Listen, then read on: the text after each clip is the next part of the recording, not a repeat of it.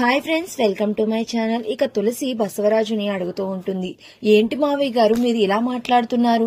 మీరు సమస్యని పరిష్కరిస్తానని చెప్పి విడాకులు అంటున్నారేంటి అని అయితే అడుగుతూ ఉంటుంది. ఇక అప్పుడు బసవరాజు అంటూ ఉంటాడు, ఈ సమస్యకి పరిష్కారం విడాకులే అని అంటూ ఉంటాడు. ఇక అప్పుడు హరీష్ అంటూ ఉంటాడు, వీళ్ళందరూ కలిసి నా కీర్తికి ఏదో మాయమాటలు చెప్పి ఇదంతా చేస్తున్నారని నాకు అర్థమైంది. కీర్తి కీర్తి అని గట్టిగా అరుస్తూ ఉంటాడు హరీష్. ఇక అప్పుడే కీర్తి పిలవకుండా ఆపడానికి బసవరాజు అయితే హరీష్ కాలర్ పట్టుకుని, ఒరే నా కూతురికి మాయమాటలు చెప్పి ఇలా చేసింది నువ్వేరా అని హరీష్ నైతే కొడతాడు. ఇక అలా కొట్టడంతో శ్రీనివాస్ కైతే చాలా కోపం వస్తుంది. కోపం వచ్చి నా కొడుకు మీద చేయి చేసుకుంటావా అని బసవరాజు మీద చెయ్యి ఎత్తి కొట్టకుండానే ఆగిపోతాడు.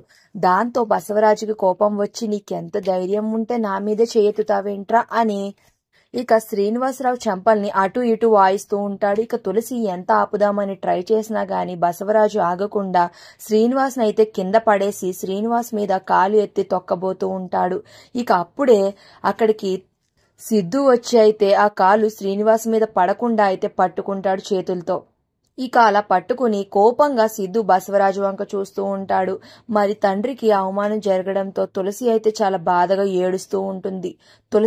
లక్ష్మి కూడా ఏడుస్తూ ఉంటుంది. మరి సిద్ధు సమస్యని పరిష్కరించగలడా లేదా, శ్రీనివాస్ గౌరవాన్ని కాపాడతాడా లేదా అనేది నెక్స్ట్ రివ్యూలో తెలుసుకుందాం. వీడియో నచ్చితే తప్పకుండా సబ్స్క్రైబ్